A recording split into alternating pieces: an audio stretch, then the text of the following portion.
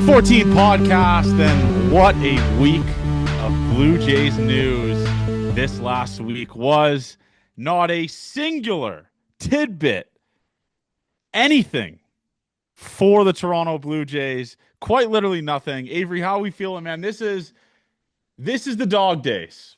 This is the dog days, I think, of the offseason. That's two straight weeks with not a single move. Yeah, I know. I thought it was going quick and like fun and fast when we had the first couple weeks planned out of stuff to do. And now it's not. We're just grasping at everything. Yeah, it does suck right now. I mean, it makes sense. Like, not a lot of stuff's going to happen during this week. But it doesn't change that it sucks. And we got nothing, no new info. And it feels like the two movers we're going to be waiting on, they're going to take their sweet ass time, as they should. But yeah, I don't see it coming through the pipeline anytime soon. Yeah, just call it what it is. I mean, Bo Bichette and Kyle Tucker are clearly, I'm not going to go and like source anything up, but they're waiting for, I guess, maybe even one another, or I really don't know what happened, or they're waiting for more money. But I think what we've learned in past off seasons is the longer you wait, I don't think it makes that much of a difference in terms of getting more money. Does it? No, I mean, they're probably just waiting for something great right now and nothing's coming in. So why take it? You can wait. Like, time is kind of on their side until you get to February, right? Or like the end, middle of February. So you still have a little bit amount of time. And like, if things for your team look a little bleak and it's like, okay, maybe we do need to offer this guy more money. But yeah, there's nothing but time, and it sucks because we want them to sign right now, and we can't force that. Yeah, and I mean, we kind of had a different situation compared to recent years where the Toronto Blue Jays were the first team to really make moves, right? I mean, they came out of the gate in November and signed Dylan Cease. They came out of the gate and signed Cody Ponce, Tyler Rogers, and we're kind of like, all right, we're going balls to the wall, but they did address the main need right off the rip. And they didn't wait for the market to set itself. They set the market compared to recent years and did it themselves, which is very, very rare. And I think at this point last year, we didn't even have a move at this time. Like, we had the Jimenez trade. That was it. Yeah. Because I spent like 4 hours doing this for the pod, like full year in review of like some of the series and stuff like that. We'll go into that later, but yeah, I mean, I'm looking at January, and that's when they made all the big moves. Yeah, like, that's when those things happen. January 10th through the 20th is when they made all their big moves, pretty much. So I'm hoping that it's like every job that people are dealing with right now. You know, everyone's getting a little cranky. They're waiting for the holidays. You have a big meeting when you come back from the holidays, and then you finally get some work done. And that's what they did last year, and I'm hoping that's what they're going to do again this season. It's just when you look on the bigger scale, you're like, we still got to wait then 2 more weeks of no more moves, like almost a full month of nothing, which sucks. And BNS told me, and he also wrote about it, like, I don't think anything will happen till like mid-January, I assume. Like, I really don't see. Kyle Tucker's in no rush, obviously. Tons of teams could use his services. Bo Bichette's in no rush, obviously, although I did say I'd like Bo Bichette to make a move before his wedding. But there's really nothing. And the players, the ball's kind of in their court, really, as it is right now. Like, I'm assuming Kyle Tucker has offers on the table, but he's waiting it out.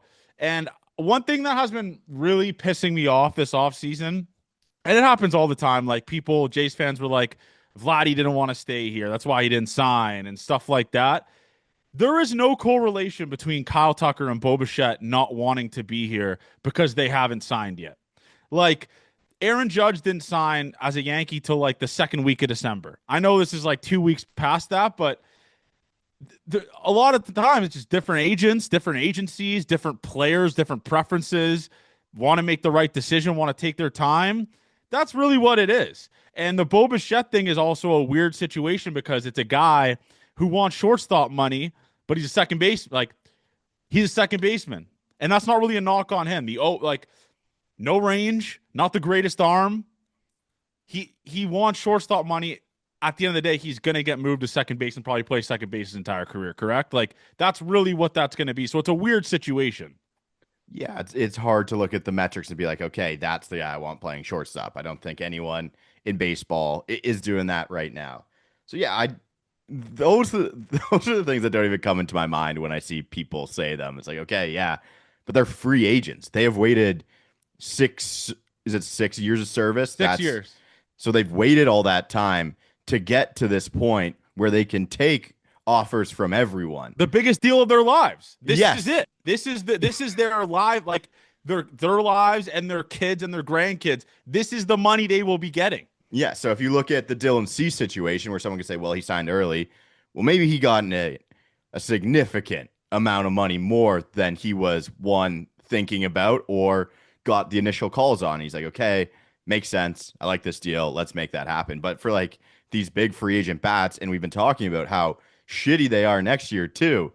Yeah, I mean, obviously take your time on this. No one's rushing you to make this decision where Kyle Tucker's going to be for the next 10 years of his career. Like, yeah, I get it. The Ohtani thing's different. I bet if the Dodgers were going to give Tucker the 10 years, he would have signed already. It's Yeah. like he's assessing what he wants from all these. It's like, yeah, it's what free agency is. Like no one has And to Kyle sign Tucker has early. to scope out what makes a lot of sense, right? Like, because I know there's been tons of mentions about Kyle Tucker getting this type of short-term deal, right? Where it's like 2 years high AAV. He has to think, does that make sense? Does that make sense, especially with the potential lockout for 2027? Does it make sense to take a short-term deal and I fuck myself? Because after the lockout, there's a salary cap or whatever it is, right? Like, it's just dumb to expect these guys to make these type of decisions for the rest of their lives this fast, right? And I know it's to us it seems like it's taking a long time, but for them it's fast. I mean, it's 2 months into this. It's not like they're going broke. They have no money and they need the contract and the deal. They don't need that. Yeah, So Bo's got it's to pay like, for his wedding. He yeah, needs the money. exactly. Bo needs to pay for his wedding. But yeah, I did want to touch on the Dylan Cease thing because I've been getting into it with a lot of Orioles fans and Padres fans about it. Um, Why? well, because I'm so sick and tired of people saying an overpay, and I wanted to touch on this because the Dylan Cease contract is not an overpay. It's not an overpay because one, it's not handcuffing the Toronto Blue Jays to make further moves. It hasn't clearly because they've made two more moves and are still in the market to sign a big bat for a couple $100 million. So to say the Dylan Cease contract is an overpay is just plain and simple dumb. Like that's really what it is because our ownership group is willing to spend. They don't care, and it's not our money. So who gives a fuck if it's an overpay? Like, get that Dylan Cease deal. If he signed that for 200 something million, whatever it is, and then Rogers and Shapiro and Ross Atkins came out after that and said, we're going to pump the brakes now on signings. We're not going to do anything. Like, that was really our big fish. Then I'd be a little bit pissed off about it, sure. But they I have want to push clear. back on that too, though, John. Like an overpay would be us looking back at like the years of the deal. Like saying it's an overpay right now is just the wrong time to do it. Yeah, If he sucks after 3 years, and then it's an overpay. sure. Right now, you can't. It could be an underpay right now. Like it could be. You could get more than the wins per million than you set out to have. Like yeah, I just don't think you could even think about saying it's an overpay or an underpay right now before it's even happened. Like it's, I think based on like the trade rumors thing, it's pretty close to what they would have put together. I don't think it would have been that far off if I had to guess, or else BK would have been in our mention saying something that trade rumors didn't like it. Just the wrong time to say it's an overpay because it could be a bargain. Yeah, I mean, for example, this is a guy who TJ Stats has tweeted tons about it. Tons of major league, like tons of these analytic accounts have tweeted about it. He has the potential to be an ace. If Dylan Cease goes out there and gives you Kevin Gossman production for what? The next 4 years or whatever, we're looking back on this like we're looking back on the Kevin Gossman deal and going, what a bargain that we signed this guy, right? And Dylan Cease has the potential to do that. The K percentage is there. There's a couple things, couple flaws that if he knocks down, which I'm assuming the Jays gave him a good pitch on how they can knock that down, then we're looking back on this going, how the fuck did we get Dylan Cease for only 200 million? Right? Oh, the Kevin Gosman contract's so good. Oh, what a deal, Abe. He 5 year, rocks. 5 years, 110. Like, he I had to mean, have he could you had to have imagine? outplayed What do you that. think Kevin Gossman on this market would get if it was back in that time? Oh, I don't Probably know. like close to Cease or a little bit more, right? So he was coming off 4.8 wins. This is Fangraphs. It's like a 5-win player almost. And he put together two 5-win seasons, a 3-win season, and a 4-win season. Like, I mean, Oh my, he would get the bag, Avery. yeah, I think so if he was doing it again, based on that. Like, you would be a little bit thinking about it because it was San Francisco. Like, that Yeah, park does help suppress like at least homers against and all those fun things you'd think runs, but yeah, I think you'd be looking at least kind of Dylan Cease area. yeah, Like, it would have been like 60 million more at least. yeah. I'm thinking so. But again, that's the way of how baseball has moved with these free agents too as of late. Like, people know you got to spend to make this happen. Free agency kind of sucks a It's little so bit. awful. I It's like when so you get the players that way, it's but so awesome. Like again, you can make the argument that free agency is awesome because once the deal happens for you, it's so because it's unexpected, really, right? Like if you look at the NHL one, you kind of have a set date everyone signs, technically, right? Like the July 1st type of thing. In baseball, it's kind of just you're just picking from a hat. Like you get the moves so randomly, yeah, right? It's just such a random move that you get out of nowhere, like the Tyler Rogers thing, like the Cody Ponce thing.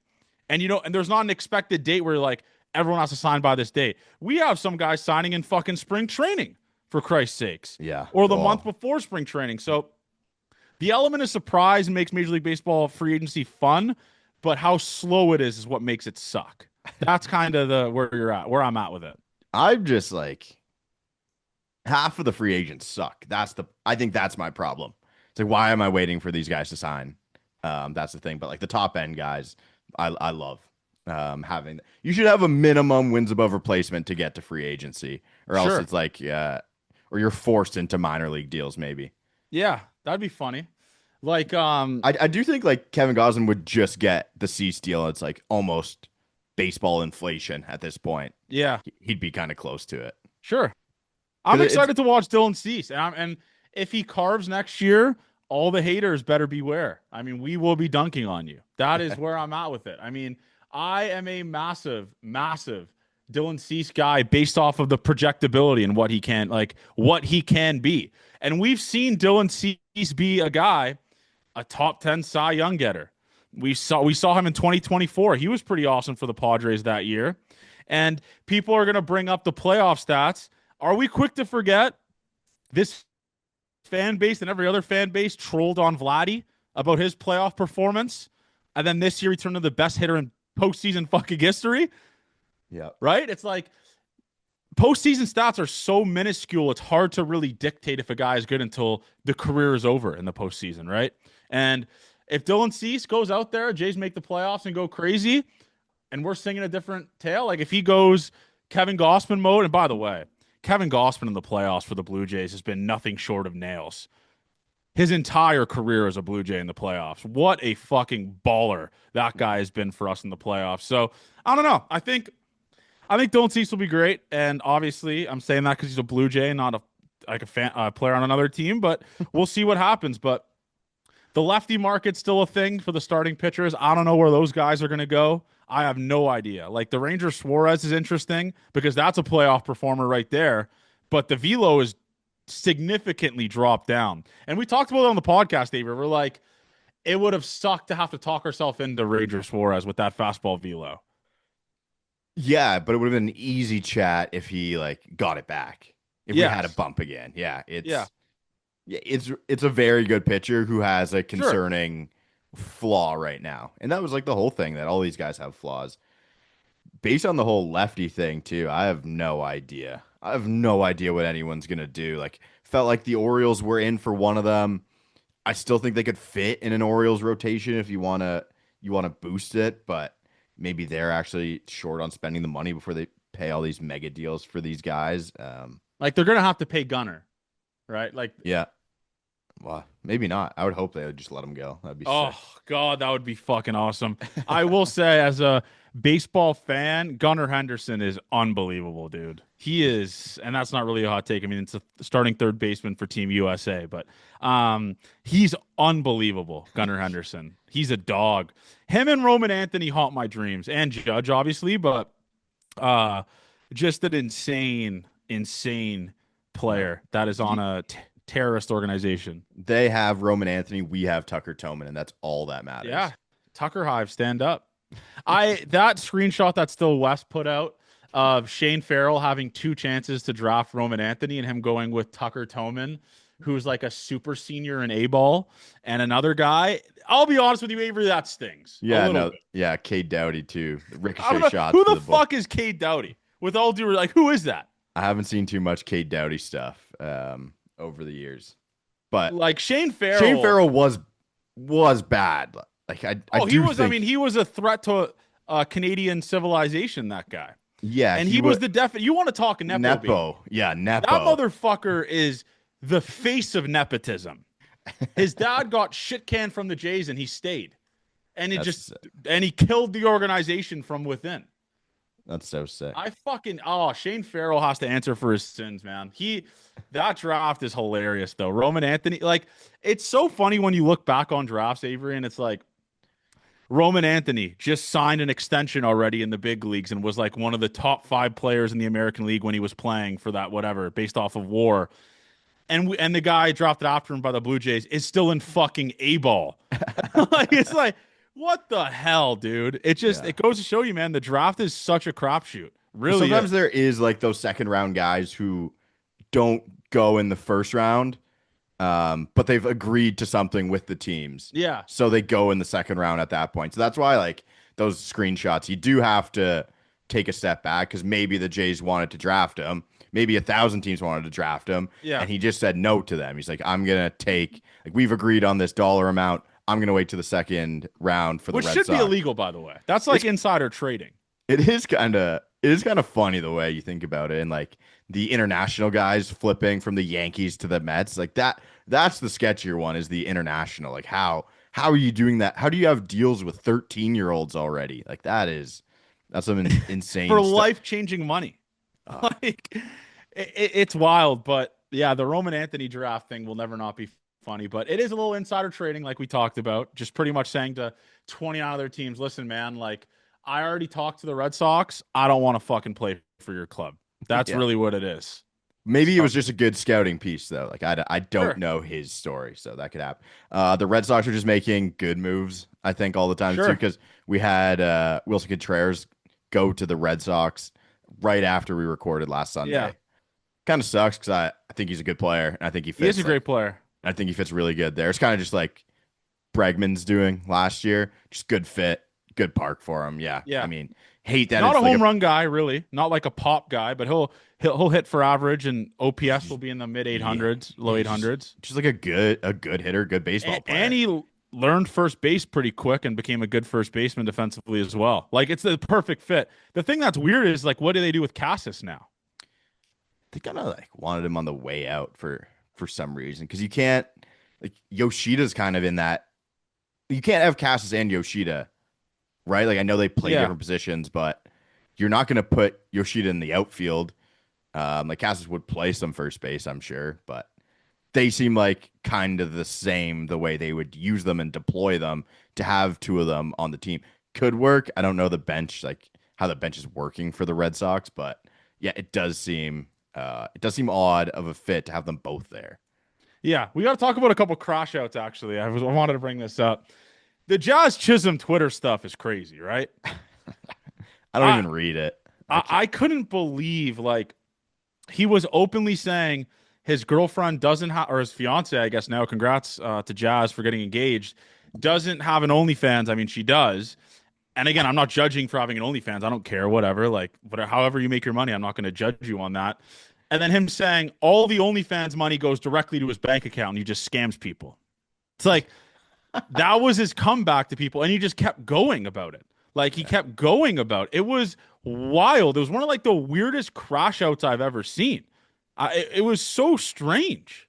Yeah, take that guy's phone. Happy birthday, Dylan Cease, by the way. I'm Happy on his birthday to page, Dylan Cease. Happy finding out birthday to right Dylan now. Cease. I think it's funny.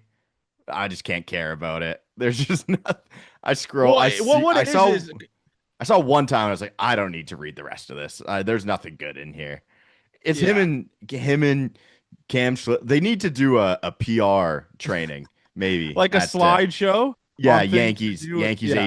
HQ. What you should and you shouldn't do on socials. Yeah, and the thing is, you saw the Yankee fans like the flirting versus harassment. It's like, oh, Cam Schlittler's so cute when he's chirping people on Twitter. Then Josh Chisholm does it, and it's like harassment. It's like, oh, get this guy. Like that Bobby Malone guy just tweeted, "That's why Jazz will never work in New York." It's like, I like Cam Schlittler was literally going at everyone and said, "Fuck the Red Sox." A On team in their division that he's in their gonna have to division. face for And it's 6 like, oh, years it's at so least. cute. Like that Bobby Malone or that chubbier Yankee fan that did the video was like, hey, Juan Soto. That guy said Jazz Chisholm was like, I forgot what he said about Jazz Chisholm. And then he just didn't say anything about Cam Schlitter. He said Cam Schlitter had Mamba mentality when he was going at people on Twitter. But Jazz Chisholm was like, oh, he's a thug. Like that's just what that clown, that fucking slob does on Twitter. I forgot his name, but he's the guy that was camping out of Citi Field chirping Juan Soto saying, "This is your new home now." Oh, I like that video. That was That it's good. an awesome video. Yeah. He calls into like WFAN and leaves like the most ludicrous voicemails as well. That guy, he's like a true blue. If you think of a Yankee fan, you think of that fucking guy. Like, and everyone knows who I'm talking about. It's that voice, like, "Hey, Juan Soto!" Like, it's that guy. You know exactly who I'm talking Dude, about. the video is like in my mind. I can paint the full picture. I And know it's it. like in the dark outside of Citi Field, like clearly pulled over on like a main road and recorded that video and just got blasted by people online. It's like when 6ix9ine went to O Block, but it was like 2 a.m. He's like, Yeah, I'm and no one here. was like awake. Yeah. That's what that was. Yeah, that guy's hilarious. But another crash out was the Scotty Mitchell stuff on Twitter, man. Again, I'm not going to kick someone when they're down. I hope Scott Mitchell's everything's going all right for him or whatever. But man, that someone had to take his phone at that point. Some of the stuff he was tweeting was crazy, dude. Like he was chirping TSN, he was chirping like overdrive guys, saying the Jays might land Tucker. Like it was a wild crash out to watch. And it's like being in the industry and knowing how hard it is to like go on your own and start a podcast. Luckily, we've done it and this is our job and stuff, but knowing how hard it is to do that and burning all the bridges that he is burning on Twitter is absolutely bananas. And that's not really a chirp on him, but like I had other reporters reaching out to me saying like, what is this? Like, what is going on here? I can't believe it.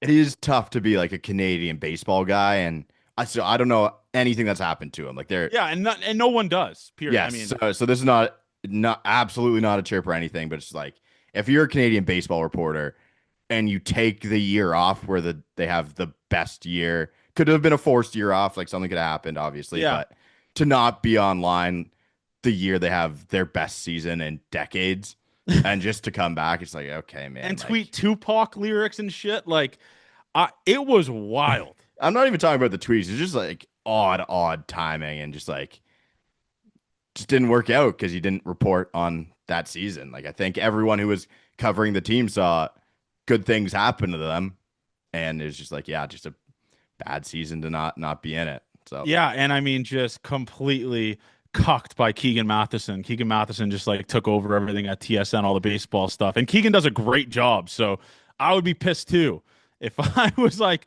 took a year off and a shiny new toy is sitting in my seat and doing my TV hits, and I'm just chilling at home. So again, insane crash out. It's still funny to me that people will tweet at him and be like, "You got any Jays news?" I got bad news for people tweeting that at him. He probably doesn't. I mean, the guy has I been, think he would, as long as he didn't burn the bridges with those people that but he might have he been. he burned bridges with everyone, Avery. Okay, Like yeah, he had you'd be telling me stuff I didn't know. he had a cushiony job at TSN. Maybe he still has it, but I'm assuming he doesn't with the stuff he tweeted about like executives there and But like I think the good thing about reporters is like he's not getting his stuff from TSN. Like your sources are what makes you good if you're those type. Like think about Robert Murray. If he gets a job somewhere else, he still has the same sources technically, sure, right? sure. So I do think like as long as he didn't burn bridges with those people who were, I don't even know if he was sourced up at all. I mean, I didn't Yeah, I really don't really read know. all that Yeah. stuff. So Yeah. if Just he has wild. sources, he would have sources still, I would think.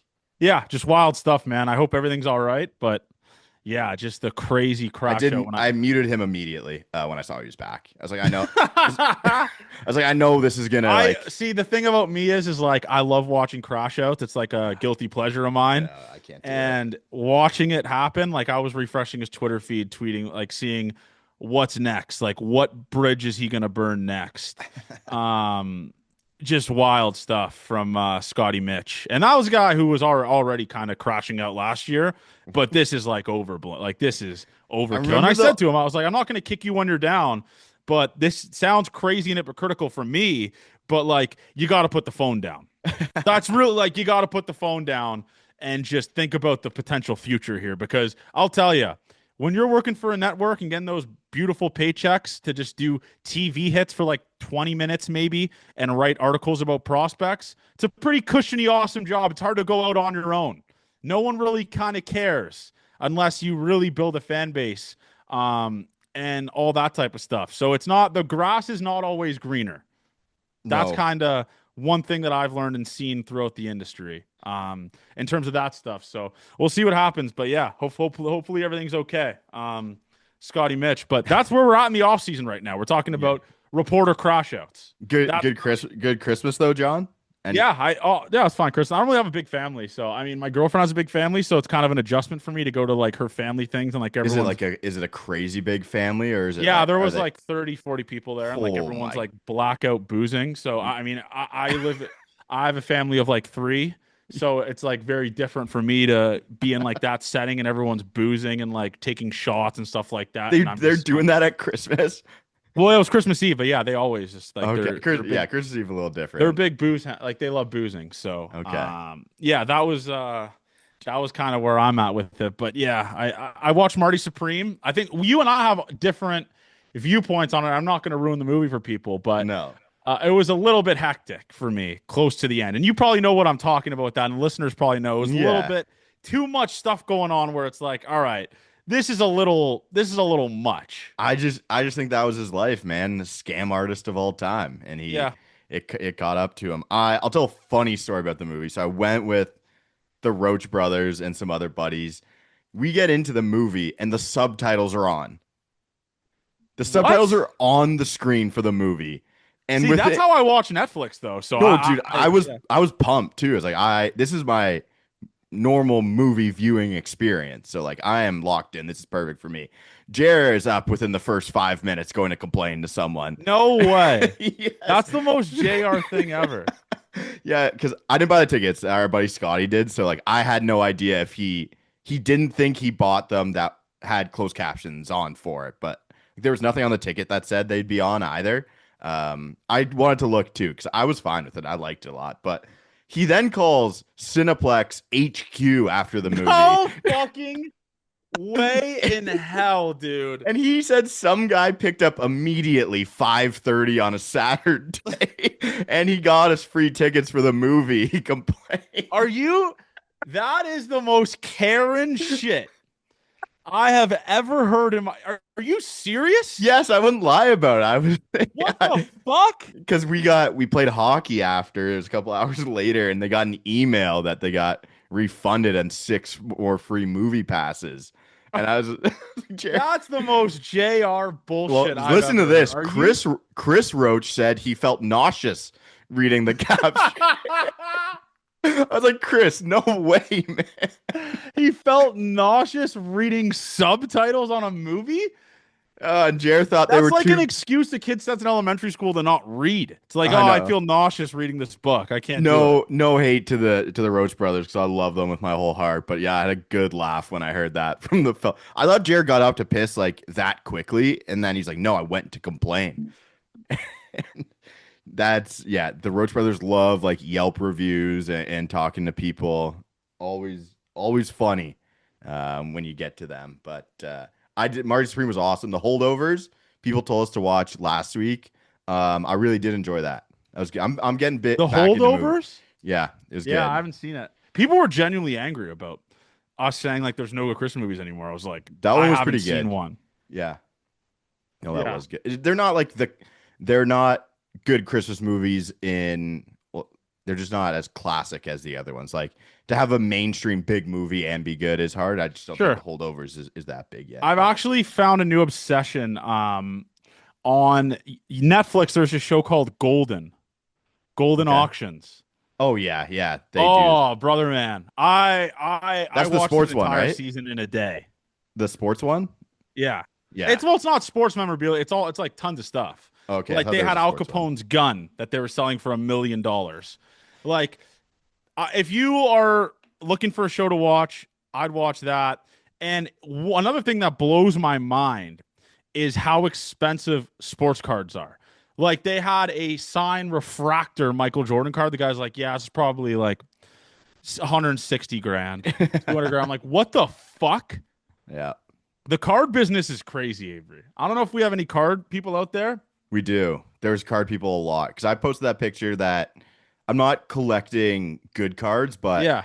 like at some point we'll have a studio and I bought one of those cases, a big one where you can just put the cards in it. Yeah. And it's gonna be all the people that we've had on Game 14. So I I like feel getting bad for you when we get Vladdy on because that rookie card is going to be expensive. no, I'm not buying rookie cards. I'm just buying cards that I like Oh, okay. cheap on eBay. Like I'm not trying to get good ones. I like them all the players to be on different teams too. Like if Yeah. they've played for somewhere else, because like sure we could just have a full Blue Jays one, but I think it's cool when they wear different uniforms. But I had a couple of card people reach out to me about that. I think you'd be surprised how many card people there actually is. I'm fascinated by it because like some guy I saw, he in like the '90s bought these Michael Jordan rookie cards for $1,000 each, and he resold them to the golden auction or like put them up for auction for like $190,000. Yeah, that's so good. It's I'd be wild. I start thinking about that. This is a stupid one to do, but like my Wii, the system, my Yeah. dad's like, should we throw it out? I was like, I don't know, maybe in 10 years it'll be worth a little more something, but he's like, well, you have to Do they take even this. make Wii's anymore? No, they don't, but like everyone had one at one point, but like Sure. as the years go on, they'll become more rare, right? But Yeah. then my dad's like, okay, you got to take it with you. And I'm like, never mind, Maybe if it's still in just the throw it out. box. Probably if it's still in the box, not opened, I'd probably say it's worth a little bit more Sure. than if Yeah. you used it. But the thing is, you got to keep the stuff if it's not worth a lot of stuff. And that's the hard part to do is like having enough place to store the thing. Card people are crazy. It's kind of like they go hand in hand with sneaker people. It's like, Yeah. I can't hold on to stuff for that long. It's not in me. Yeah. So good for them for And I holding on. saw, I felt bad for a guy who responded to your tweet, said, if you guys ever get Vladdy on, I'll give you my Vladdy retractor, refractor, whatever it is. I'm like, I got bad news, brother. You're gonna have to give that up to Avery for free, probably. But yeah, the Vlad, it's cool to look just to kind of see what the prices of stuff is, and like the game used stuff. Like someone had game used, like Barry Bonds bats, like Shohei Ohtani bats from his rookie season in Japan. Just crazy that some people have this stuff. Yeah, I think that stuff's way cooler. Yeah, for I sure. don't know. The I don't know cards, if people. obviously. Yeah, Yeah. some people are just in the games. Would you ever go to those shows to try and I would like? like to go to the shows, not to spend, obviously, but to see the stuff people have there. It'd be cool to see, like, this was the bat Vladdy used on his Yankee Grand Slam or something like that, you Okay, know? so you like the memorabilia? Yeah, it's Yeah. just go to the Hall of Fame. Like that Bassett jersey behind me is game used and whatever. I mean, hopefully Vladdy gives us some goods when we go down there. We'll see what happens, but I have no idea. It's just crazy some of the stuff people have. Like I don't know if you saw the Christmas gifts. I did a thread. I was like, respond to this tweet with Blue Jays Christmas gifts you got. I was gonna put that on Gate 14 that day because No Laying Up does one of the worst golf gifts they get Yeah. every year, but yours is good. What were some of the best ones in There there? was like a cool one that someone responded. It was a Vladdy Senior and Vladdy Junior autographed jersey, combined autographed jersey. I did see that. That And I was cool. like, dude, this is the coolest thing I've ever seen. It was like a half and half, and there was only 50 of them. So he probably spent like a ridiculous amount of money. And he said he got that for his kid. So just that's pretty impressive if you ask me. Like pretty cool. Yeah, that's like a good tax write off. It's for my kid, I'm Yeah. sure. It's But it's like trying to buy my mom left-handed golf clubs, but it's for my mom. They're mine, yeah, though. I got to that cool Blue Jays countdown thing. The Was that Budweiser new or thing. was it a retro one? It was new. My Okay. brother just like got me a Vladdy picture of like the bat flip he did and like against the Yankees, and then he's like, "Oh, I also have this. Like someone just gave this to me," and I was like, "Oh, yeah, that's pretty fucking cool to have in a studio. We could just do countdown to first pitch." Yeah. That was really about it. But a lot of Blue Jays stuff. People got for Christmas, believe it or not. So a lot of Yeah. cool pictures. I know people are gonna chirp us. You guys didn't win shit. I don't know. I'm at the point now. I'm not over it. I'll never be over it. But what a year it was, especially with the unexpected aspect of it. So I've kind of matured and learned to just let people chirp us if they're for celebrating. But I'm kind of at the point where it's like I'm pretty happy we got to experience that because like some people wait 30 years to see a World Series. Like all Orioles fans waited 40 haven't been in the World Series in 40 years. You Yeah. know, so at the end of the day, that's kind of where I'm at with that. But what did you have for the 2025 recap? So I did a lot of work on this. I went to I just want to run through the year. Like let's look back on the year they had. Not like accolades wise, but like month by month, what was happening with our Toronto Blue Jays. Yeah, If we can try and rewrite the story of 2025. So we start in January. It'll this will be a little longer, but stick with us here. January 10th, Jeff Hoffman signs his deal. 3 years, $33 million. He's set to replace Jordan Romano. Everyone's okay with that. There's some talks maybe he's a starter. From me, that was only from me. yeah. Wasn't happening. A week later, the Jays are in on this Roki Sasaki thing. So they make the move for Miles Straw that morning. 2 million in international bonus pool space in exchange for a player to be named later or cash. And that exact night, Roki Sasaki posts on Instagram that he is signing with the Dodgers. Tough timing. Was it that exact night? Yeah, that was. Holy shit. Yeah, I think so. I was tried to went back to make sure to double check them, so there could be wrong dates. But the January 20th, a couple days later, the Jays signed free agent Anthony Santander, 5 years, $92.5 million contract. Team that finished 26th in homers in 2024. Sign a guy who hit 44 homers the year before. So feels good. February 4th, Max Scherzer signs 1 year, $15.5 million deal. And in his first spring training appearance, Buck Martinez says that Max Scherzer is in World Series form. Little did we know, Buck Martinez was right. I'll keep it a buck with you, as the kids say. He wasn't wrong. I mean, Scherzer was nails in that World Series and the ALCS. He was. He was in World Series form. That was also when he said Kevin Gausman put on 30 pounds of muscle in the offseason. Yes. I can't wait to hear what Buck says this spring training. He's only I going to really get can't. he's going to get better. So And Tyler Rogers throws from a weird angle. You don't see much of that anymore. Spring training starts. Main storyline is basically Vlad and Bo are going into the season as free agents. I don't remember any other big storylines, but that was the big one. The big winner of spring training. Do you remember who that was, John? Alan Roden.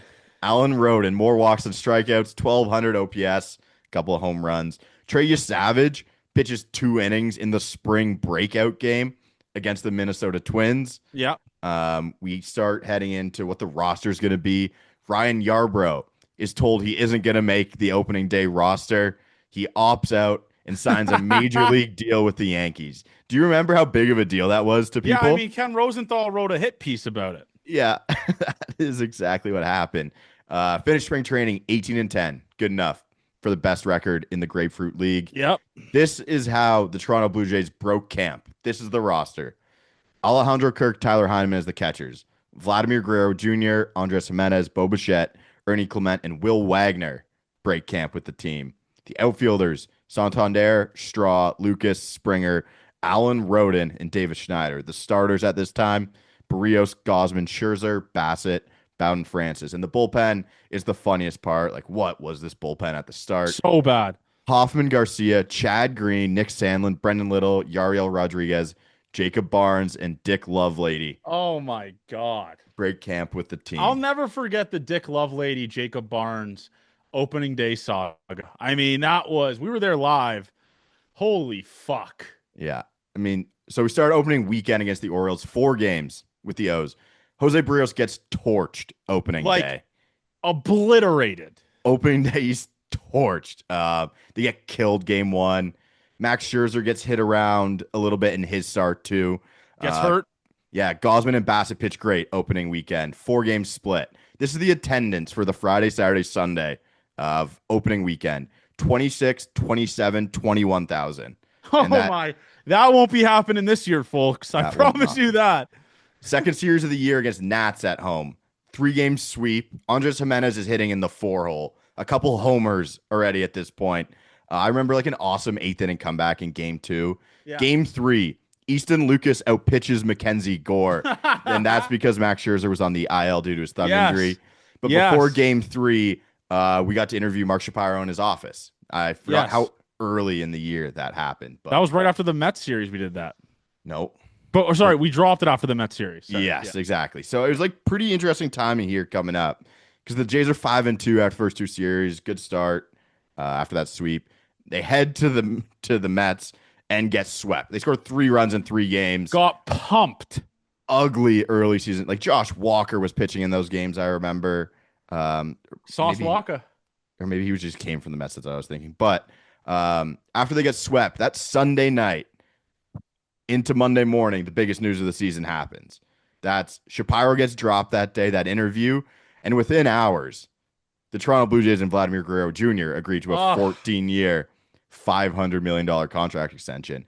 And it was perfect because it was right before a 4-game set with the Red Sox, who were seen as like the top suitor for him if he was going to hit free agency. So a nice little FU to a team in the division. I thought it was perfect. Early on at Fenway, Jays take 3 of 4. This is the start of extra innings, Jeff Hoffman. Where he would throw the 2 innings and he'd be incredible.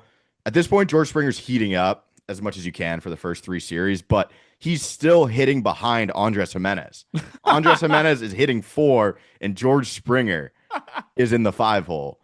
Jesus Christ. Easton Lucas beats Garrett Crochet. That's another part of that game. So after that, they head to Baltimore. Friday game gets canceled. They lose on the Saturday. And then that's the extra innings thriller on the Sunday, where Jeff Hoffman, 2-inning appearance again in extras. And then he does the kiss to the Orioles bench after he wins on the Sunday. Early on, Jeff Hoffman and Jimmy Garcia looked like the best back end in baseball. Like we did the graphic. No one was better than them. Yes. It was so good. Next, Braves come to Toronto. Easton Lucas, the magic starts to wear off here because he gets shelled. Grant Holmes pitches a gem. So it's like, okay, you got these next 2 games against the Braves who have sucked to start the year. You get Spencer Schwellenbach and Spencer Strider back-to-back. And they beat them both. So they salvage, they win the series. Vlad hits his first homer of the season off Spencer Strider 19 games into the year. Wow. 19 games into the year. After the Braves, the Mariners come to town. Bowden Francis outduels Brian Wu Friday night. That's when he came out to Gabby's after. Yeah. 3-1, switched the glove. And then the Saturday game is up there for my least favorite games of the season. Oh, I was watching that on my cousins and I wanted to kill someone. I think we were on stream when we did this. Oh, you're right. We streamed it because we went to the game on Friday to watch Bowden. Yes. 8-4 loss, 12 innings, a million chances to score. I remember that game. And then they gave the ball to Jacob Barnes in the 12th inning, tied. Oh, my God. And he gave up 5, including that Rowdy Tellez grand slam. And this sparks the longest losing streak of the season. They then go to Houston and get swept. 2 runs in 3 games. It's like Hunter Brown, Ryan Gusto, and that was like the yearly humiliation ritual against the Astros. Yeah, I mean, Ronel Blanco did it the year, but it might have been Blanco who pitched one of these games too. Yeah. So after that sweep, they go to the Bronx, playing some bad baseball, early bad baseball. But they win that Friday night game. That we streamed the Kirk walk-off. Not the walk-off, sorry. But yes. So they're down 2-1 heading into the 9th. I was looking back today. They score 3 runs.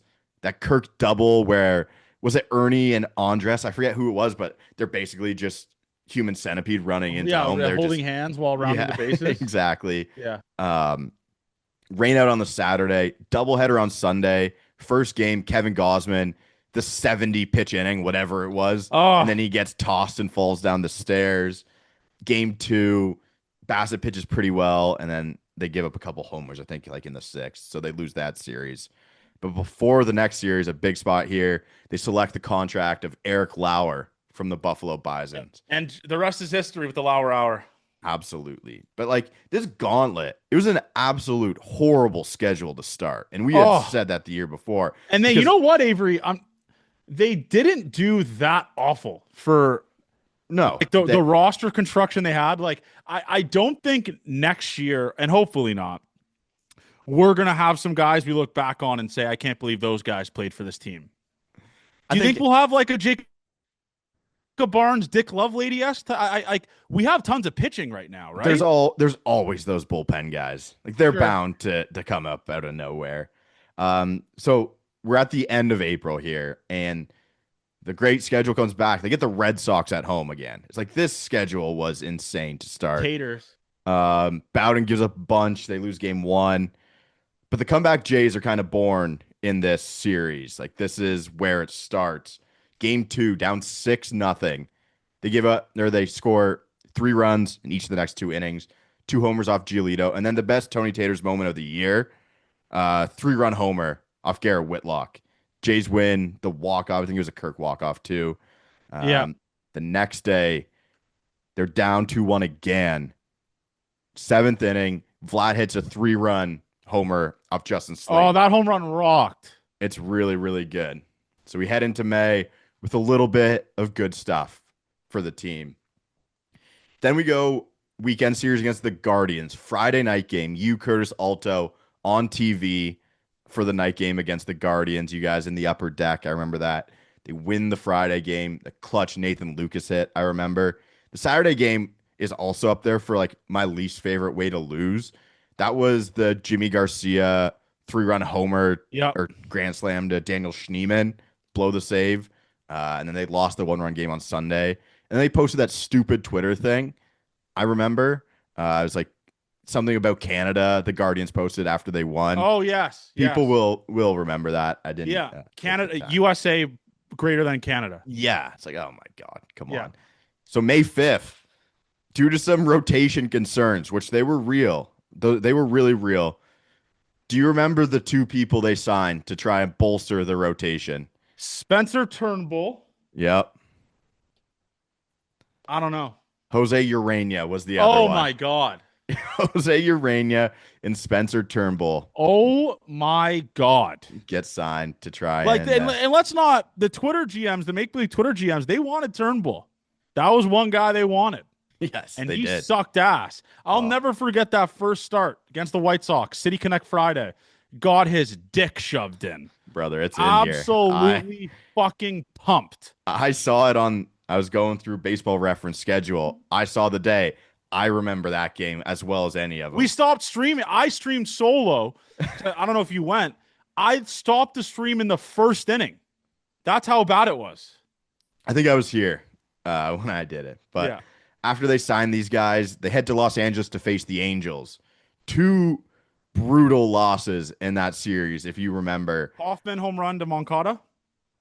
That was that in there? I forget how it happened. I remember the second one, or they blew up game 1, and then game 2 was the Soler double with Jonathan Clase playing left field. Oh. And the ball hits the fence and rolls, and he misplays it, and the bases were loaded, and everyone scored, and they get walked off. We fly to Seattle for game 3 as it's going on. The Jays are down 4-0 immediately, just like that. They are playing dog shit ball. Somehow found a way to win that game 8-4. This was the Santander jumping into the crowd series. And tried to Jeter. And hurt his shoulder.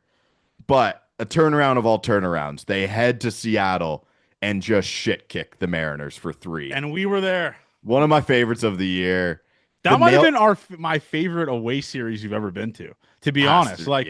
Especially with like how much I hate Mariners fans, and just like we did that event thing and there was tons of Jays fans there that were with us, and that was the most, like, especially with how much Seattle fans hate Blue Jays fans, and being able to celebrate that, and like we're fist pumping. Like there's my favorite home run was that George Springer home run in Seattle, center cut, middle, that he sent to left field. that almost left the fucking stadium. Do you remember Yeah. that? That was off That, Bryce Miller. oh my God, Avery. That was special. Yeah.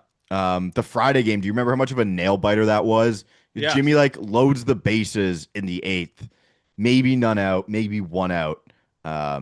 Gets out of it somehow though. Like Addison Barger, massive breakout that series too. Yes. That was when it was like, that was the, remember I said I'd eat crickets Yeah. if he hit a home run, and he did, and I had to eat the crickets. So at this point, the Jays are 20-20.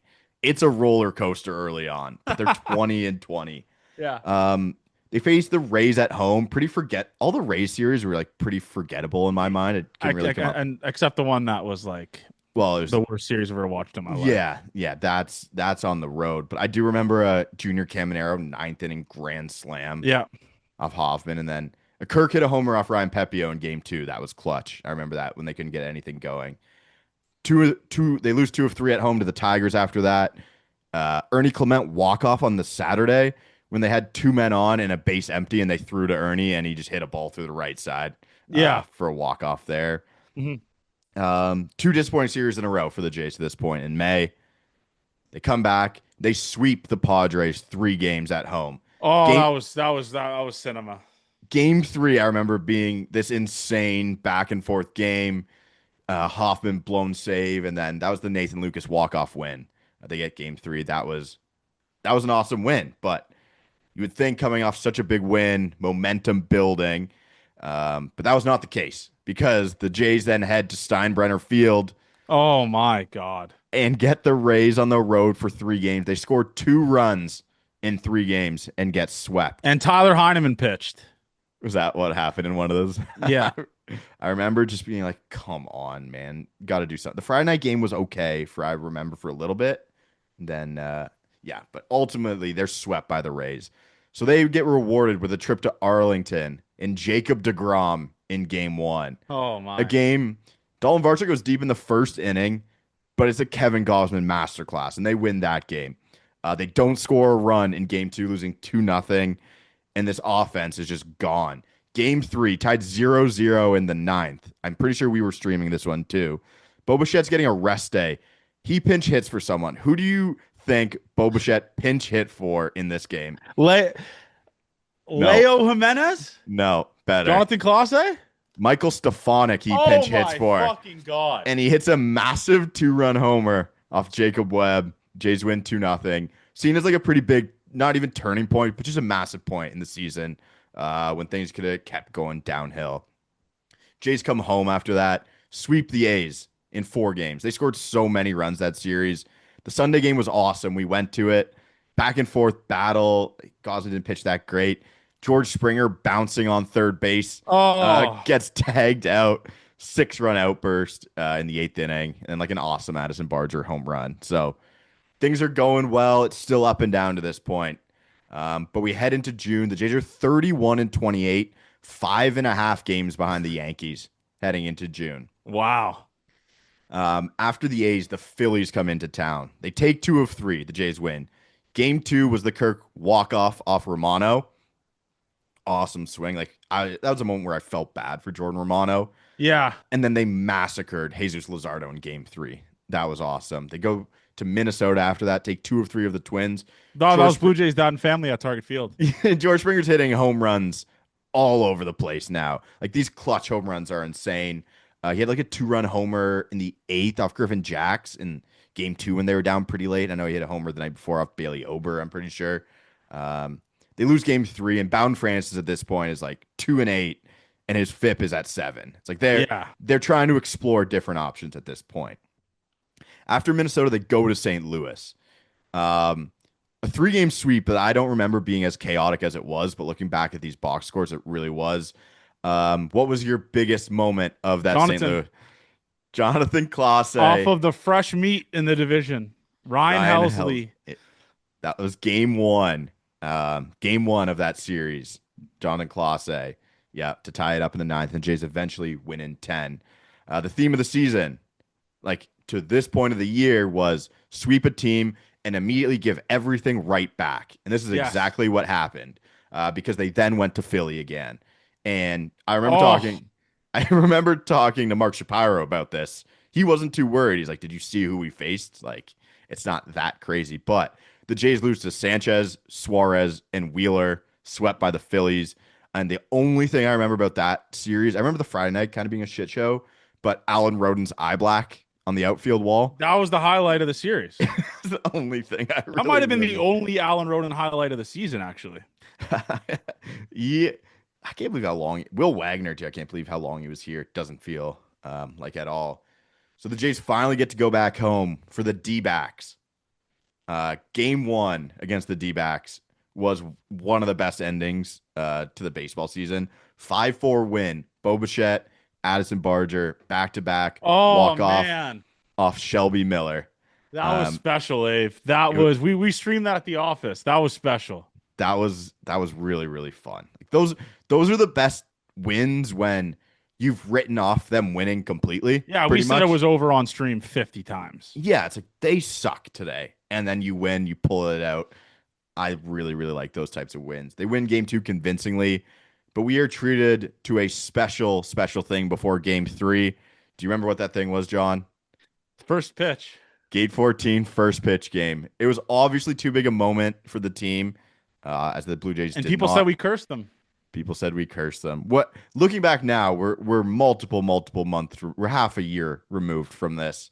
One of your favorite moments of the year? Yeah, we saved them after that game. I mean, I remember tweeting stats about it. We're like, look at this is the Jays record since our first pitch. And it was like ridiculous. But I remember our mentions being pretty bad after they got pummeled in that game. We left, remember? And they started making a comeback. Yes. And I was like, I really hope they don't come back because we left. Yeah, because we went to the apartment so we could set up to record because we thought it was like a shit kicking. Yeah. Still watched. They still won that series too. They still won that series, yes. Next, the best message I got was from Spencer Horwitz saying it was a buttery toss. I think that's where his exact word. Yeah. So next, the White Sox come to town. City Connect special Friday night. Must see TV. Spencer Turnbull makes his Blue Jays debut, and he sucks. The Jays lose 2 of 3 to the White Sox. They were throwing all these guys in the pen that were like fantastic, and they just couldn't get anything going. And that is the end of Spencer Turnbull's time in Toronto after that one. Just start. An awful tenure. And I've heard nothing about terrible things about the type of teammate that guy is too. That's why I didn't feel bad. Yeah. I knew people that played with him, and they just said he sucks, like just a shitty person. So didn't really feel bad about that. The next series, Cleveland. They go to Cleveland. First one we stream. George Springer, massive grand slam. They win that game 10-6. That was so sick. We are then Thumbgate is back. Game 2. Yeah. Max Scherzer returns. We drive to Cleveland for the game. Pitches well, but the Jays get walked off. And then game 3, Kevin Gausman throws incredibly well. I think it was 8 innings he threw. And we get some retaliation. Kevin Gausman throwing at Jose Ramirez. But series win. I don't remember this series great. The Jays go back to Fenway end of June. They crush Brian Bayo game 1, 9-1. They get pumped game 2, 15-1. In game 3, I remember this game pretty well. Walker Buehler starts. Barger and Vladdy going back-to-back in the first inning. But that is a series win. But after that, the series of the season is next. A 4-game date with the Yankees at home. Jays are 2 games behind the Yankees, but they're in 3rd place at this point. The Rays are half a game up on the Blues. The Rays are the team that's in 2nd place to this point. I remember looking back at that today. I was like, wow, I forgot that they were that good for that long. Game 1, Max versus Carlos Rodon. 2 over 5. They're okay. Aaron Judge is being walked all the time. Mark Leiter comes in and sucks. It's like that one inning that got away from him. Vladdy hits a piss missile through, I think it was Jazz playing 3rd, maybe. So it was playing 30. That was like when they started complaining about third base. That was like it probably wasn't Jazz then. It was like one of the. That was like the Volpe error on the Ernie hit. Like there was a million of them. Yeah. So they win game 1. Game 2 is Canada Day, and that has to be up there for games of the season. Like just so sick. Oh, the Springer home run, the Jimenez home run. Springer and Jimenez launch off Max Fried. Like they're down early too. Gosman doesn't look sharp No, it doesn't. early. But then you get into the game, things are starting to go their way, and then you get the incredible what was the Barger catcher's interference. I And forgot about that. then you get Yes. the George grand slam off Luke Weaver. Game 3 the next day. The Jays score 7 runs off Will Warren in the first inning. They get to him quick, but Jose Barrios gives 6 of them back. And they throw to Aaron Judge in the 8th. This is what pissed people off. They throw to him in the 8th, and Jimmy gives up a homer to tie the game at 9. But they score 2 off a wild pitch and a Barger single, win game 3. Game 4, stressful again. I think that was the Bassett start. But they complete the I was 4 games. genuinely angry at that game, by the way, that Barrios start. I think everyone that was when I was like, get this fucking guy off our team. Yeah, that was tough for him. But that was the first ever 4-game sweep with the Yankees at home, I believe. That was the stat. But the Blue Jays are now leading the AL East. This is the first series in July. After a sweep, will we get some regression? It's been happening all year. Finally, no. The Jays are going streaking to this point. They sweep the Angels thanks to 2 walk. That was a shitty series, but they still got a sweep. They take 2 more from the White Sox on the road, but a 10-game win streak ends thanks to Adrian Hauser and the White Sox. And then the last series before the All-Star break is the Athletics on the road. They win game 1. That's Scherzer against Luis Severino. Then back-to-back stinker efforts. Like just horrible. They played like 4 pretty bad games. I know they had a win in one of them. Game 3 had that Davis Schneider homer that went foul. John Schneider gets kicked out, and then Davis Schneider hits a homer right after. That was sick. But they go into the All-Star break 55-41, 2 games up. Out of the break, I like all the people. It's hockey talk. It's talk radio talk. Is it going to help them or is it going to kill momentum? Good thing they had no momentum going in. No. I don't remember too much about us besides us being in Vancouver for this series, but they sweep the Giants. And then right after, I forgot how quick it was, how big the series was. Yankees come back to Toronto. It was that quick again. Yeah. But that was a good sweep of the Giants. I remember that. Jays win game 1 against the Yankees. Bo hits a clutch double. The Yankees, this is the game where they start to boot it around all the time, too. They had some fun. Game 2 is tied in the 9th. That's a Jeff Hoffman homer to Ben Rice. That's the winning run in game 2. Game 3 is the Max Fried when it falls apart again defensively. He's throwing it home. Shit's going everywhere. Bo hits a big homer, but they take 2 of 3, which is great. Right after that, I mean, baseball schedules are crazy because you see who they're playing all the time. It never gets easier. No.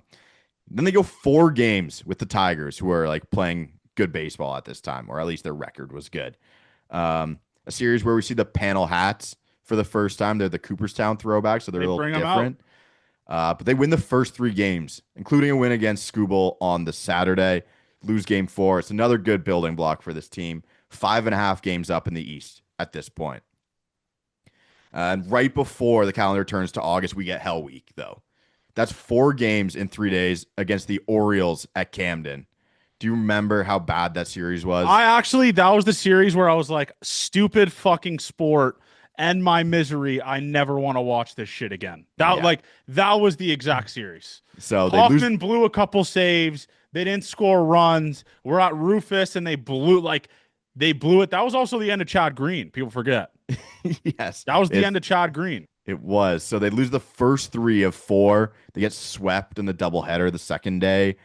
George Springer's hit in the head in this series too. Like they're losing and they're like losing their best hitter at this point. Yeah. They're on the verge of a 5-game losing streak for game 4 of the series, but they put together a 5-run 7th inning.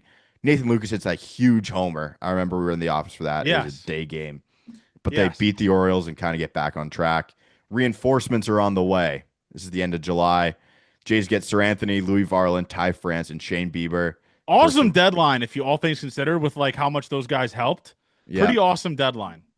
Worst of all, I wrote here was they DFA'd Chad Green. Yes. That was tough for the boys. That was my hell. Yeah. So they head into August. The Royals at home. I remember getting dog walked on the Friday. They lose 2 of 3. Shitty 10th inning in the 3rd game on the Sunday sucked too. Like that was Sir Anthony had a stinker in the 10th inning. I remember that. Yeah. So that series sucked. Then they go to Colorado, and then they kill the Rockies. 3 games, 39 runs, I thought it was, something like that. Yeah. Bo hit home runs. Ernie It's Davis. off the position player, right? He hit one. Yes. Yeah. Yeah. So after Colorado, it's Dodgers. It's game one, Unkwood, Kershaw, Scherzer. Dodgers win 5-1. Game two is a Blake Snell masterclass. Dodgers win 9-1. Game three, up there for games of the season. Like we could put a top 10, it would be up there. Oh, the Ernie home run, dude. Yeah, Eric Lauer starts that game. He isn't very good, but the bullpen kind of pieces it together, keeps him in it. Down 1 in the 8th, Vladdy and Barger go back to back. And then in the 9th inning, Ernie hits the homer. Jeff Hoffman stinks this game. He goes 8th inning, he's walking everyone, but somehow they swung at it. So Jeff Hoffman goes back out for the 9th. He walks 3 of his 4 hitters in the 9th. The only one he didn't walk was a sac bunt. So Mason Fluharty comes in to face Shohei and Mookie Betts. Fluharty strikes out Shohei Ohtani on 9 pitches. Mookie grounds out, and they survive somehow. That was a massive win at the time. You could have just taken that sweep by the Dodgers, and you would have had to be okay with it. Jays come home and they face a good Cubs team. Game 1, plaque of the place. Bottom of the 4th. That's Shapiro coming up to the rafters. Ernie homer, 3-run homer. That was the game-winning homer at that point. Game 2 in that series, Cade Horton gem. That was the start of his second half being really good, I believe. And then game 3 is Max Scherzer pitching into the 8th. I remember talking to John Schneider about that. Tried to bully him. Or he bullied him into starting the 8th, and then he came out. But Jays win that one and take the series. Texas Rangers come in after that. This was a sick game as well. Do you remember the Friday night Texas Rangers comeback? Yep, on Apple TV. Yep. They're down 3 runs late. They score 6 runs in the 7th and 8th. That was like Kirk and Bo, some massive hits, comeback win. Jeff Hoffman, I think, struck out the side in the 9th. Yeah. Or he was really good in the 9th to win that game on the Friday. Game 2, they massacre Patrick Corbin. Rowdy Tellez pitches. And that rubbed off onto Jose Barrios, who pitched game 3. And then they got killed that game.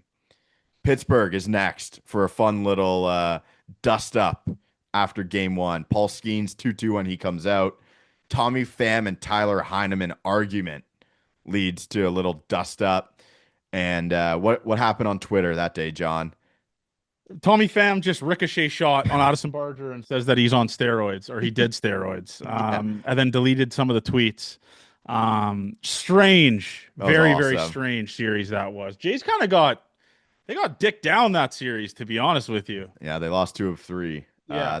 That was Oviedo when George hit a homer to lead off the game. They didn't score again.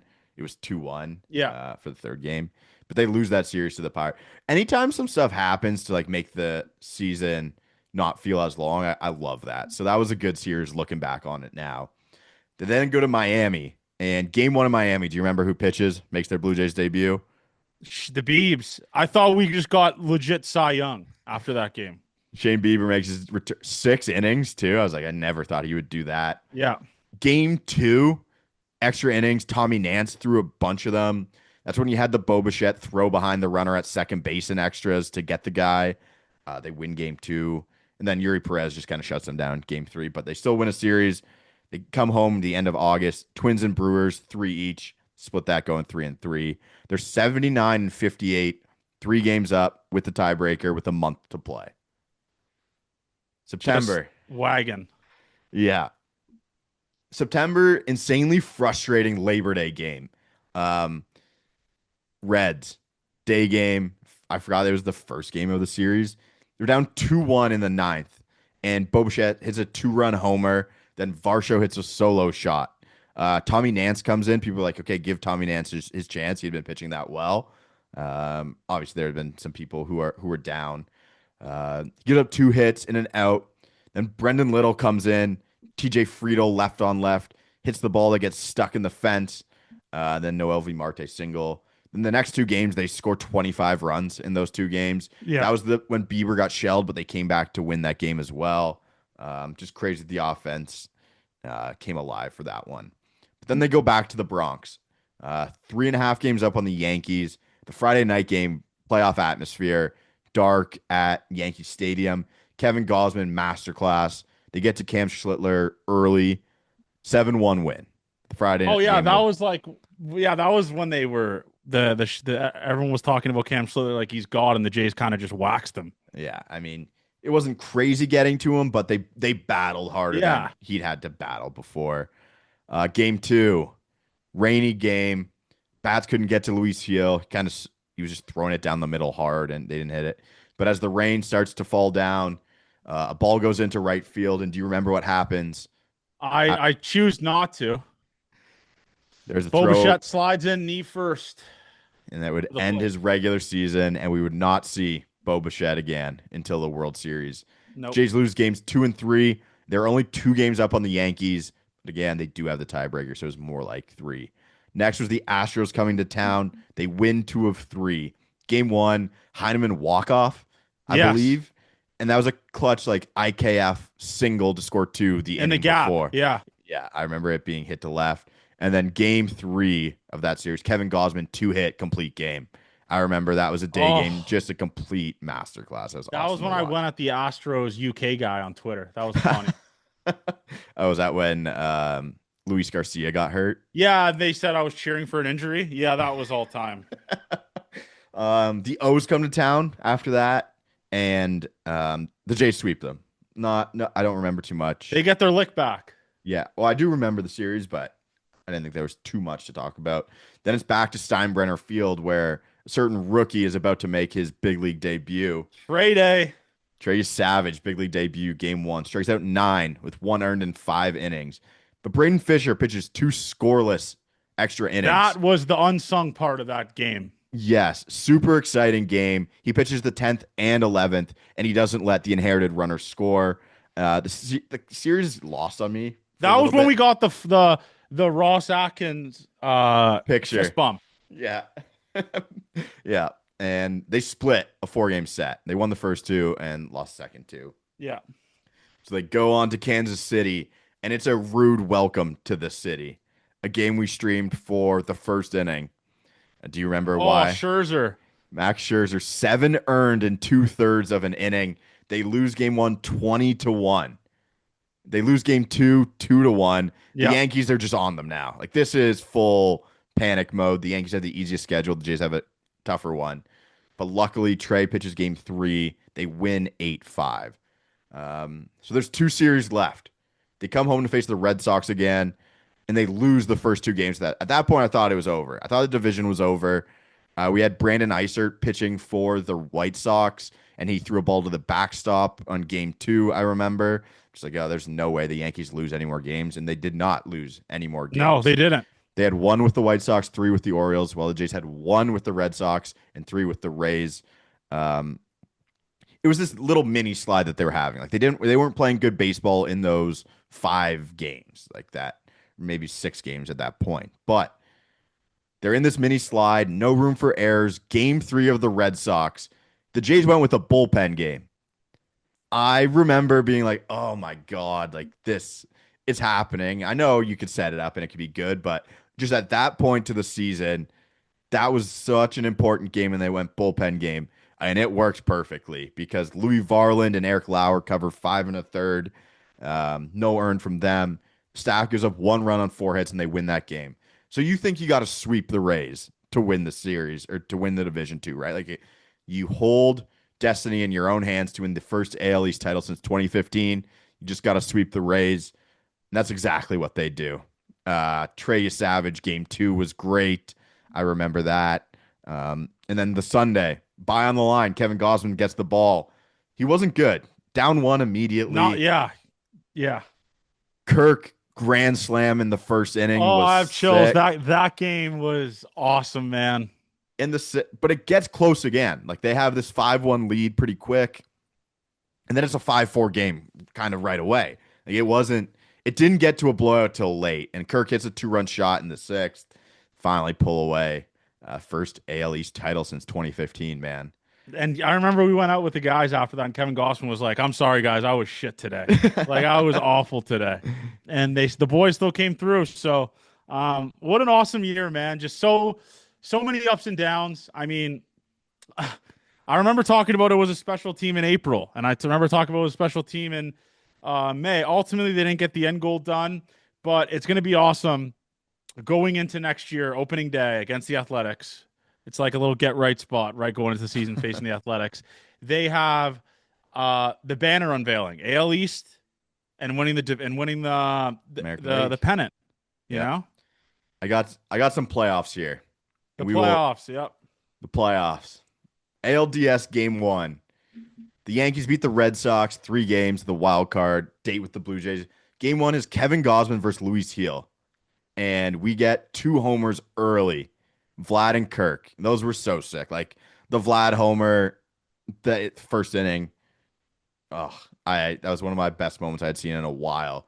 Top of 6, the Yankees like make it close. They get a ton of base runners. They Yeah. walk in a run. Judge strikes out though. I remember Gosman striking him out.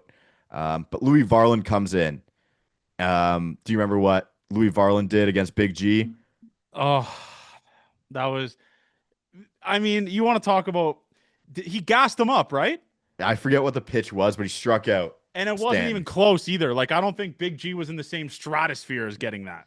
Yeah, I mean that was just a massive moment looking back on it. A 2-1 game. Just get 4 in the 7th and 4 in the 8th. That was like a Nathan Lucas had a big hit in that part too. 10-1 win. The score was it was a really close game for a while. Yeah. And it totally could have turned in that 6th inning. Game 2, Trey Savage, Max Fried. Trey Savage goes 5 in a third, no hits, 11 strikeouts against the Yankees. The Jays shell Fried, Ernie homer, Varsho double. The dagger is a Vlad grand slam off Will Warren. They bring in the bottom of the pen guys like Justin Brule was pitching in this. Tommy Nance was bad. The Yankees get a bunch, but the Jays win 13-7. 13-7. Awesome game. Game 3 was Rodon versus Bieber. Vlad hits a 2-run homer in the first inning. 4 runs for the Jays in the third gives them the 6-1 lead. The Yankees get to Shane Bieber. It's 6-3 after 3. In the fourth, Fluharty's pitching at this point. Gets 2 of the first 3 batters. They reach base. In comes Louis Varland to face Aaron Judge in a 6-3 game. John, what happens? 6-3, Louis Varland and Aaron Judge. Aaron Judge hits a ball off the foul pole, one of the craziest 100 on the inner half on the hands, moon bomb that made me want to die. And I was like, all right, here's another collapse I'll be thinking about for 40 years. It was the coolest swing I've maybe ever seen. I can't stop thinking about it. Thank God it didn't mean anything. And we said it. We're like, this better not mean something. Yeah, that was an awesome swing. Jazz hits a homer off Louis Varland the next inning. The Yankees keep adding on. The Jays can't stop the bleeding at this point. The Yankees win 9-6. That's when you start to get a little bit nervous because you're setting up game 4, Cam Schlittler versus the bullpen game. So I'm pretty nervous. I obviously don't want it to come back here. You just don't want that. The bullpen game doesn't sound great, but 8 pitchers combined for a masterclass. The Jays score early. That's a Vlad single. Ryan McMahon hits a lefty bomb off Mason Fluharty to tie it up. A Springer sac fly in the 5th breaks the tie. Jazz booted ball puts a runner on first and third later in the game. And then that's a Nathan Lucas huge 2-run single off Devin Williams to make it 4-1.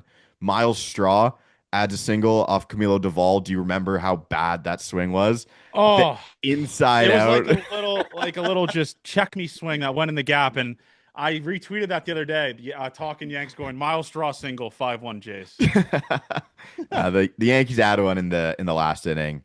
Then we get the Vlad post game. The Yankees lose. I think the worst thing in the world is the Yankees fans doing the Blue Jays lose after because it's a Yankee thing. Yeah, they're making fun of you guys. Like it's not. It doesn't work the other way around. If you used a Blue Jays thing against them, that's how that should work. But an ALDS win over the Yankees is scenes. So they head to the ALCS. They get the Mariners after the marathon with the Tigers. Right? That was how they got to the ALCS. Yeah. Game 1 and game 2 suck against the Mariners. Yeah, and that's what I make the video believe. Yep. They lost to Bryce Miller and Logan Gilbert. I mean, they got outplayed. They just got beat. Game 3, Shane Bieber gets the ball, and he wasn't good in his last start, so it's No. not a ton of confidence in him. Gives up a 2-run homer in the first inning. Moon ball, I remember, to left field. But that's all he gives up. Andres Jimenez hits a 2-run homer. Varsho, a bases clearing double. Homers from Springer, Vlad, Kirk, 13-4 win. It's great. Yep. Shit Back on kicking. track. Game 4, we get Max. Max is back. He's making his playoff debut. Turns back the clock, 2 earned over 5 2/3. Andres hits another homer. George Springer, big double. Vlad hits another home run, and 8-2 win. We're tied.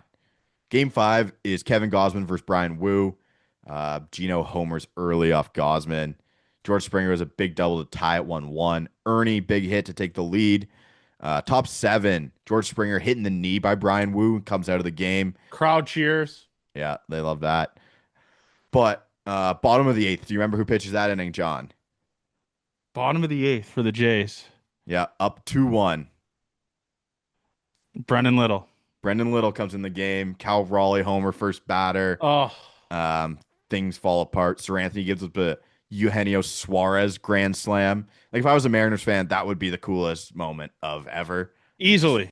So cool if you were a fan of that. I mean, that was the biggest home run of their.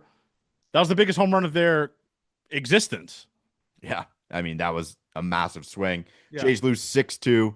Backs against the wall. Can't lose again or they're out. Game 6 is Trey Savage versus Logan Gilbert. Jays get 2 runs early. Barger and IKF hits. Then Barger with a 2-run homer. Vlad hits a homer. It's 5-0. Trey gives up a homer to Naylor. Gino scores another, but that's all. 5-2 win. Not crazy hard on the heart.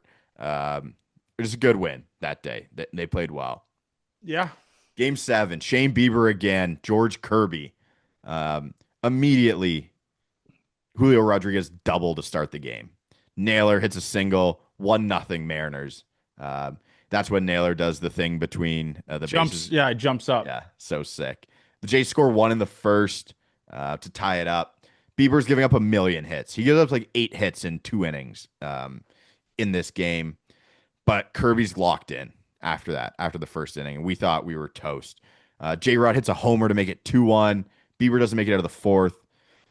Varland gives up a homer to Cal Raleigh. It's 3-1 Mariners. Brian Wu replaces Kirby in the 5th. He's pitching well through the first 2. And then we go to the bottom of the 7th. We get a Barger walk, IKF slapper up the middle, sack bunt for Jimenez. So that's runners on 2nd and 3rd with 1 out. Instead of bringing in Andres Munoz, Dan Wilson brings in Edward Bizardo to face George Springer. And the best sports moment of my life happens after that. The George Springer 3-run homer. And the thing that gets lost in it all, I know I bring it up, so maybe it doesn't get lost, is that Bassett's the next guy in for the 8th inning. Just everything, how it was going, he was going to come in regardless. But they just didn't. It was that crazy. He was warming up. Bassett's in. He's lights out in his 8th. Hoffman, 3 strikeouts in the 9th. And the Jays are World Series bound. Yep. We're not doing a breakdown of the World Series. I'm not reliving that. No breakdown of the World Series, but that was the good times, you know? We got to experience that. Yep. Being in the building for that is something I'll tell my grandkids about. That was the greatest sporting event. That was probably the greatest season of my life. I mean, it's not probably, it is, of anything that I root for. So, just a fun year in review. The absolute roller coaster that season was just insane. Truly insane. So, what a special thing to be a part of and experience it with the people. It was awesome. It was awesome. Truly awesome. And we won the American League, and that's all that counts. That's all that counts, really. That's the banner that matters most. Let's do listener questions now and send the people out. Okay, I don't have them up. You got them. Okay, I'll pull them up here. Long episode, man. We have listener questions. Why the fuck? I gotta wait for my phone to load. There's a lot, by the way. There is a lot of listener questions here from the people. We appreciate it. To give us a little bit content here. 120. Holy fuck.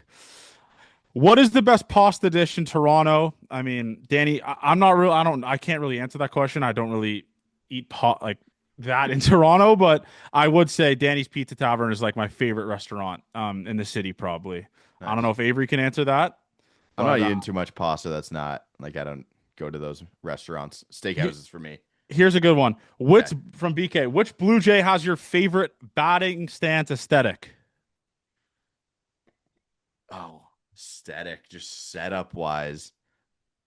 I think Springer, like with how like how ready to pounce he kind of is, and how relaxed he kind of looks as well. I'm going to say George Springer. I think that lefty swing always takes it for me. I'll go with Andres. I like his setup. Andres. Yeah. Wow. Okay. Andres Jimenez. Yeah, What's going on in that's the a fun football game one. there, John? That's a fun one. That's a fun one. When you this is a good one from Glenn. When you clap your hands, do you use your left hand or right hand? Left hand steady. I'm clapping with the right. I do both. I do both. That's a great question. I actually don't know. That's a really good question.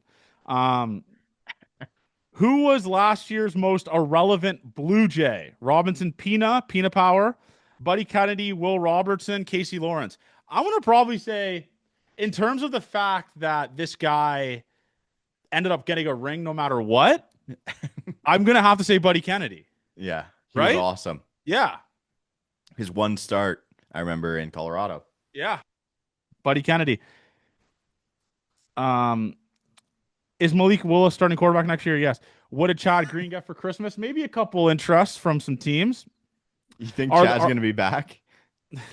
I don't, he'll be back in the league. Yeah. I mean, he's going to sign a minor league deal. Just call it what it. I mean, that's a guy who has experience in the big leagues. And if you know anything about relievers, you kind of just build a bullpen with that, right? Yep.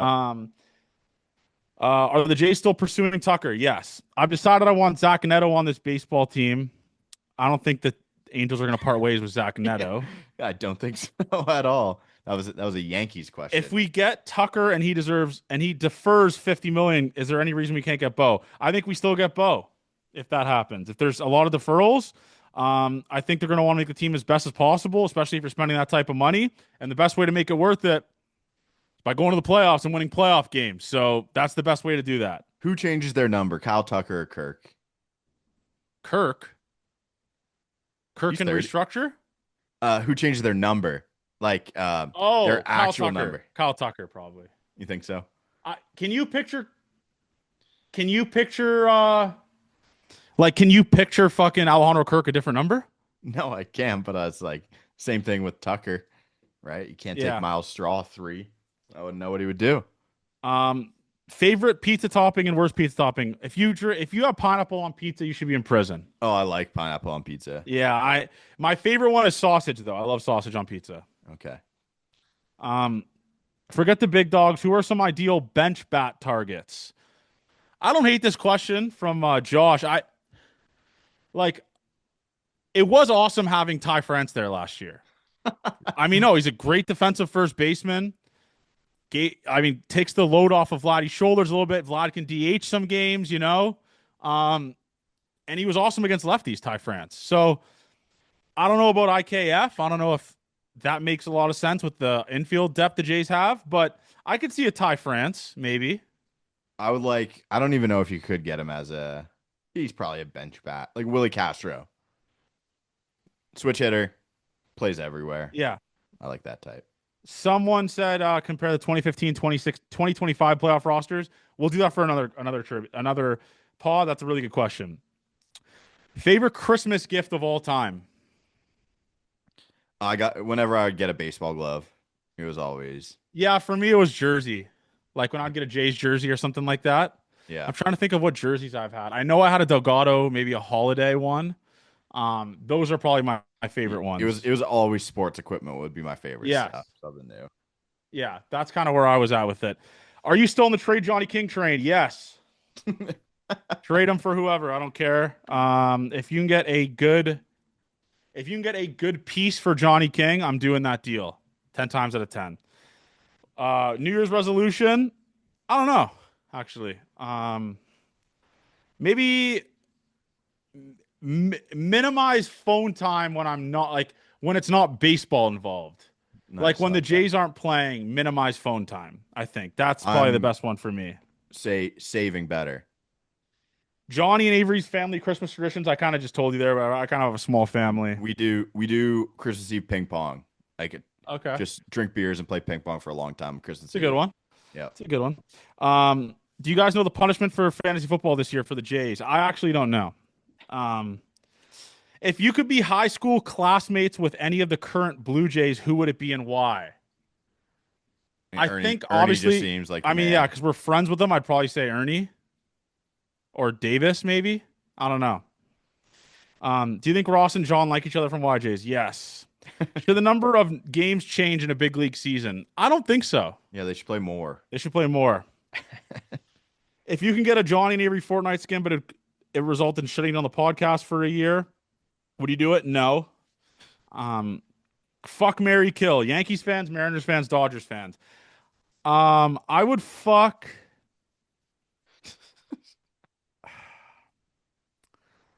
I I would fuck Dodgers fans. Okay. I would marry Mariners fans. Actually, I think the Yankee fan banter is kind of fun, so I'd marry Yankee fans and I'd Yeah. kill Mariners fans. I think. Come on. Yeah, Andrew Heaney retired? yeah. It's sad, man. Where is this? Why does John keep? No, I think the World Junior team is ass. That's why. I remember when when we were kids, man. It was like the funnest, the greatest ego boost of all time was watching the World Jays and just watching your fellow Canadians shit kick Latvia like 9-0, and it was so awesome. Now we don't get that anymore. Yeah. Now we're the Yankees. Everyone else is good too. Why do so many people not realize how good and how much better Kyle Tucker is than Bo? I think it's like the not wanting change thing, right? I think that's the biggest thing. Like no one likes a new toy, you know? Or sorry, no one likes like change in the lineup, a new face, and if that results in a guy who's been there forever leaving, I think they hate it. I think that's a big part of it. Would you ever consider dating a current Blue Jays player? I would date Ernie. If you were to add one baseball media member and player to the pod, who would it be? I've already talked about this in the podcast, and I said it to Bassett. It would be Bassett. He'd be so good and insane. Like Bassett would be the best third mic. Yes. On this podcast, I think. Yeah, he would be great. We got to get him paid, man. Yeah, I talked to him. I don't think he's going to be coming back, unfortunately. No, I didn't think here, but did we know? Yeah. No, he hasn't told me any teams, but I think that ship has kind of sailed. I don't think it makes tons of sense. Would you trade all your Christmas gifts here for a Bo Bichette signing? Yes. Okay, this is a good one. 2022 Thomas Hatch or closer, or 2025 Jordan Romano as closer? Thomas Hatch, man, it was just funny because you never had the great outings from him, so that's Romano would be sad to see him die like that. Which XJ that is still active would you bring back and why? You say Kikuchi. Yeah, lefty, hard throwing lefty, locker room guy, knows he get along with the boys. Yeah, I'm bringing back Yusei. Beam pointed at the earth. You need to get out of a bases loaded jam. 2021 Rafael Dolis or 2025 Chad Green? Chad. Because I can at least he had the pitch clock. Dolis just fucking sweet ass time. Yeah, he'd take his time and he'd piss me off. Just incredible swag, or just the way he carried himself. So cool. Wish he was good. Biggest spring training question mark or question storyline. I think it's Ricky T, man. That's what it is. The only question marks is what year is he going to win Cy Young? Yeah. And well, I think the biggest question as well is Barrios, right? Yeah. Like seeing what Barrios does. Yeah, he's going to want to go play for Puerto Rico, right? He's Puerto Rican. He goes there. Let's see how he does on the big stage again. Do you think Vladdy Jr. is due for an MVP caliber season? Honestly, yeah, man. I mean, he took a crazy step in those playoffs, and it goes to show you the potential that guy has, man. He did that against good pitching, good teams. Like, he's a playoff riser. We know that now. Now it's time to do it over a full season like he did in 2021 and 2022, right? I mean, that's what we kind of need. 30 home run season, easily attainable for Vladimir Guerrero Jr. Easily. If you were Avery WGM, who would do better? I think probably Avery would do better. That's a pretty easy question. If the guys on the team at Secret Santa, who would be the hardest people to get a gift for?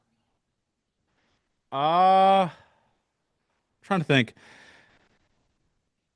It'd probably be just like the older guys. Like I think Pete Walker would be hard to shop for. Schneid's probably.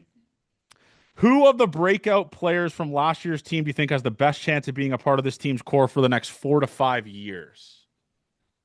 Who do we think are the breakout players? Trey, Barger. Oh, I mean Trey is the easiest one. Those are two good options though. I would accept both of them. Like I don't think Lucas is that, right? Like that's not kind of in there. But these are just controllable pieces that you want to be great for your team. Do you think we should trade Namala? The trade value is the lowest right now, so it doesn't make sense. One baseball team that you'd root for outside of Toronto. I used to be the Padres, but I fucking hate their fans now. I'll be honest with you. They're like annoying as fuck with the C stuff. So I actually don't know. When I was like 10, I liked the Dodgers because they had Kershaw. I just liked there was a good lefty pitcher I liked watching, but I would never watch any of the games because I was that young. I wasn't staying up that late. Well, let me see this right here. Where is this? Someone mentioned trading George. That won't happen. Who's won the Super Bowl? I actually don't know. This is like the most random NFL year of all time. If Barger disappeared mid-game and was replaced by a man who looked identical but bats right-handed, how long would it take Buck Martinez to notice? If Barger got replaced by a clone and hit righty halfway through the a game, I genuinely do not think Buck Martinez would notice. I'm not like no, that's not a knock on him. I just don't think he would notice. Do you? I have a tough time saying that. Like I'm 100% sure he would notice. This if it was just an awesome question that I want clipped. Great question from Edward Morrison here. Season tickets for life, and you see 10 rings in your lifetime, 10 championships, but you aren't allowed to go to the Rogers Center for any playoff games. Do you accept that? Yeah, it's the easiest yes of all time. Really? Yeah. You can just go to the away games.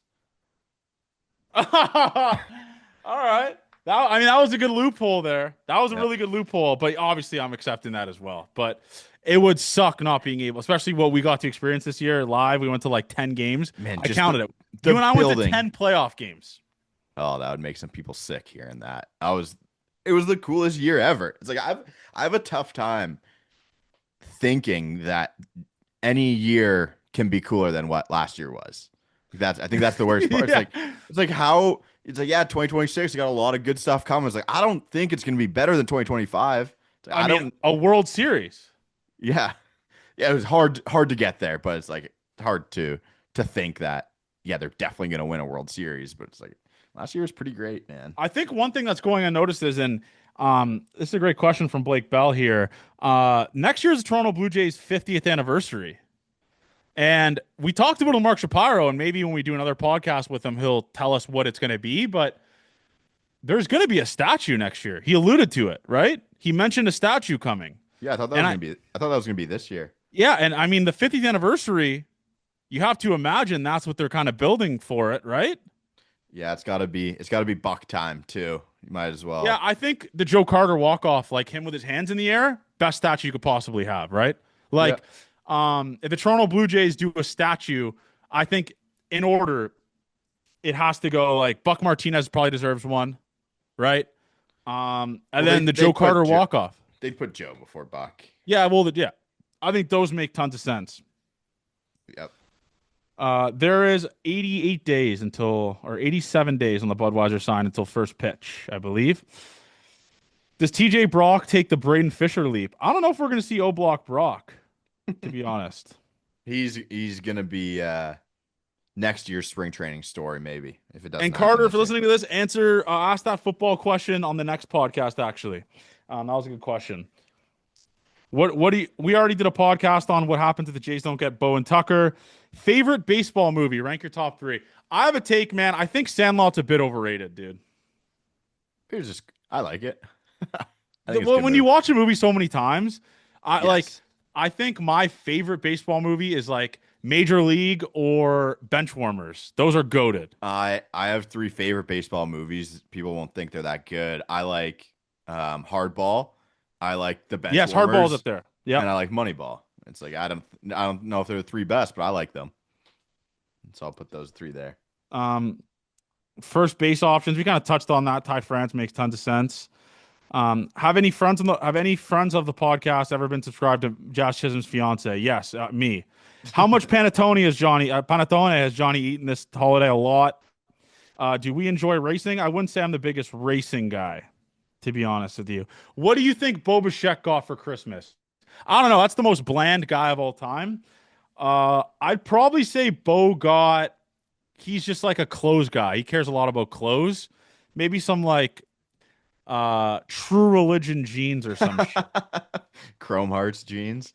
Will Canada have any chance at the World Baseball Classic? Fuck no, unfortunately. Dude, I think next World Baseball Classic, we should have done it this one, and that's on me for going to Japan. BK's going to Japan too. He's Really? gonna be there. Yeah, he told me today. We should have just done content for Team Canada. Have them fly us out, vlog the Team Canada in the World Baseball Classic. We got to do it for the next one. Yeah, we got to do it for the next one. Who's the new woman, John? I've been with that girl for 9 months. That girl. Will I ever find love? Yes, you will. Favorite swing of all time. This is an awesome take. I unfortunately love. I know he's kind of fallen off. Like Bryce Harper's swing forever for me will be like that's the A swing. You know, like that's an awesome swing. I think Bryce Harper's swing for me is one of my favorite. Okay, it's not aesthetic and it's nice. I just loved it. It's between Josh Hamilton and Prince Fielder for me. Oh, Prince. Like, when he would put all into it and like, the high finish that's after. A special one. I think those are two awesome baseball swings. And it's just lefties, man. Is King account son or fake Twitter insider daughter? Pull out. Ideal bullpen. We kind of touched on that. A lot of his Scott Mitchell okay tweets. Are the Buffalo Bills Super Bowl bound? No, they just lost. Kyle Tucker, Bregman, Bo. We'll touch on that the next pod. Maybe he'll be signed by then. Question from Daz on stats. He's back. Daz is back. Do you guys follow back? This is a fun one. If you were to have one former MLB player pull a Phil Rivers, who would you want it to be? Who could still rake? I'm thinking like it's the most one-to-one thing of all time. Like you could just put Bartolo Colon back, right? Like that would be very, very funny all those years later and be like, oh, he looks kind of shitty. He could probably throw 4 innings. Dude, I although I hate him and he's in such good shape still, I still think A-Rod could swing it. Yeah, probably. I really do, man. I really do. And honestly, Joey Bats can maybe still swing it a little bit too. That's another guy in good shape. Yeah, he does. Who on the Jays drinks the most quantity of beer during a calendar year? Honestly, a lot of them, to be honest. They like getting after it. Would Johnny watch Toronto Argonauts game start to finish with no phone for a Blue Jays World Series? Yes. Yes, I would. Would I enjoy it? Fuck no. Absolutely not. And those are the 120 questions. Like I said, if next podcast, we'll have more time for the questions, but this is more a year in review. Happy New Year to everyone. 2025 rocked. Don't let the haters tell you otherwise, man. 2025 was electric. And I had the most fun I've ever had watching my favorite baseball team with all my best friends. So I'm not going to let them take that away from me. That was awesome. Awesome year for us. Massive year for Gate 14. And I do have a meeting, like I said, next week with the Blue Jays in terms of another Gate 14 night. So stay tuned for that. Hopefully get your tickets early for that. I'm assuming it'll probably be another plaque at the place type of thing because Vladdy's going to probably be awesome next year again. So stay tuned for that. But enjoy your New Year's. Be responsible. Although Ubers are expensive, it's cheaper to Uber than to get a DUI. So be responsible there. And thank you guys for changing mine and Avery's life this year. Truly. I mean, if you look back on the numbers we had last year compared to what they are now, we literally triple them every YouTube video. Quadruple them, actually, on some of them, to be honest with you. So it's been a crazy year. And we love you guys, man. Thank you guys for the support. And we'll talk to you next year, 2026. That's the year of the Blue Jays, another year of Gate 14. So love you guys, man.